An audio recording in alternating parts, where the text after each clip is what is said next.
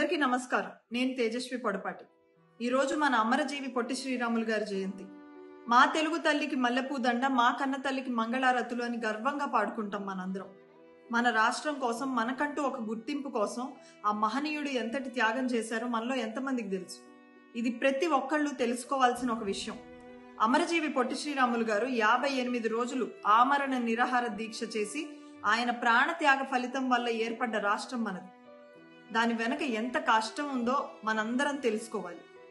స్వతంత్రం వచ్చాక కూడా మద్రాసు నుంచి తంజావూరు వరకు తెలుగు వాళ్లే ఎక్కువ ఉన్నప్పటికీ మనకంటూ ఒక గుర్తింపు, గౌరవం లేకపోగా మనల్ని చాలా చిన్న చూపు చూసేవాళ్ళు. దానికోసం తెలుగు వాళ్లకంటూ ఒక ప్రత్యేక రాష్ట్రం ఉండాలని ఒక 10 మందితో కలిసి ఆమరణ నిరాహార దీక్ష ప్రారంభించారు పొట్టి శ్రీరాములు గారు. ఆ తర్వాత మన మెడ్రాస్ ప్రెసిడెన్సీకి అప్పటి ముఖ్యమంత్రి అయిన రాజాజీ గారు కాంగ్రెస్ వాళ్ళు ఎవరైనా కానీ అటువైపు వెళ్తే వాళ్ళంతూ చూస్తానని ఆదేశించడంతో పొట్టి శ్రీరాములు గారు ఒంటరిగా మిగిలిపోయారు. ఆయనతో కేవలం ఏర్నేని సుబ్రహ్మణ్యం గారు అనే వారు ఒక్కరే ఉండేవారు.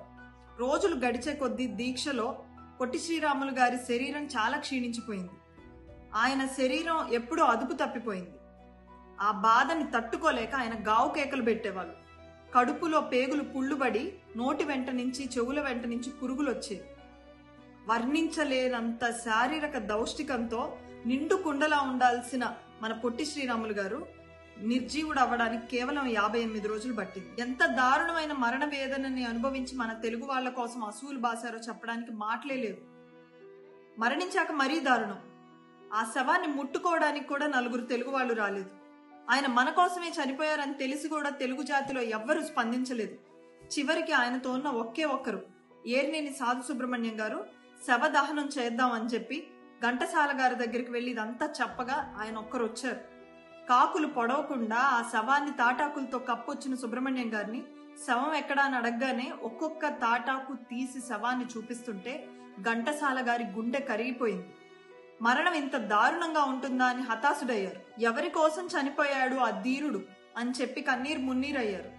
తెలుగు జాతి కోసం ఇంత చేసిన మహనీయుణ్ణి ఎవరికి తెలియకుండా తీసుకెళ్లడం సబబు కాదు అని చెప్పి తెలుగు వాళ్ల కళ్ళు తెరిపించడానికి ఈ శవమే దిక్కు కావాలని చెప్పి ఒక ఎద్దుల బండిని మాట్లాడి అందులో శవాన్ని ఎక్కించారు. అప్పటికప్పుడు బాధతో ఘంటసాల గారు తన గళాన్ని ఎలుగెత్తి తెలుగు జాతి పౌరుషం చచ్చిపోయిందని, చీము నెత్తురు లేని తెలుగు జాతి కోసం అసువుల శ్రీరాములు నువ్వని పాట పాడుతూ శవయాత్ర ప్రారంభించారు. గుండెలను పిండే ఘంటసాల గారి పాటలు విన్న మెడ్రాస్ ప్రెసిడెన్సీ కాలేజ్ స్టూడెంట్స్ పౌరుషంతో అమరజీవి జోహార్ అంటూ ఆయన శవయాత్రలో పాల్గొన్నారు. మరణ వార్త విన్న వెంటనే ప్రకాశం పంతులు గారు వచ్చి శవయాత్రలో శ్రీరాములు గారిని చూసిన వెంటనే ఆయన ఆవేశం కట్టలు తెంచుకుంది. ఆవేశంతో తెలుగు జాతి చేతగాని తనాన్ని చీల్చి చెండాడారు. క్షణాల్లోనే కొన్ని లక్షల మంది తెలుగు వాళ్ళు వీధుల్లోకి వచ్చి మెడ్రాస్ నగరం మంటల్లో తగలబడిపోయింది. షాపులన్నీ లూటీ అయిపోయాయి. దేశం అంతా అట్టుడికిపోయింది. 8 మంది తెలుగు వాళ్ళు పోలీస్ కాల్పుల్లో చనిపోయారు. ఇదంతా తెలుసుకున్న వెంటనే నెహ్రూ గారు అప్పటి ముఖ్యమంత్రి రాజాజీ గారికి చివాట్లు పెట్టి అమరజీవి పొట్టి శ్రీరాములు గారి ప్రాణత్యాగం వృధా పోదని, ఆంధ్రులకి వెంటనే ప్రత్యేక రాష్ట్రం ప్రకటిస్తానని పార్లమెంట్లో బిల్లు ప్రవేశపెట్టారు. ఇంతటి కష్టం వల్ల ఏర్పడ్డ రాష్ట్రం మన ఆంధ్రప్రదేశ్. ఈరోజు మన ఆంధ్రప్రదేశ్ ఎలా ఉందో మనందరికీ తెలుసు. కనీసం ఒక రాజధాని కూడా లేని రాష్ట్రంగా మనది ఈరోజు మిగిలిపోయింది.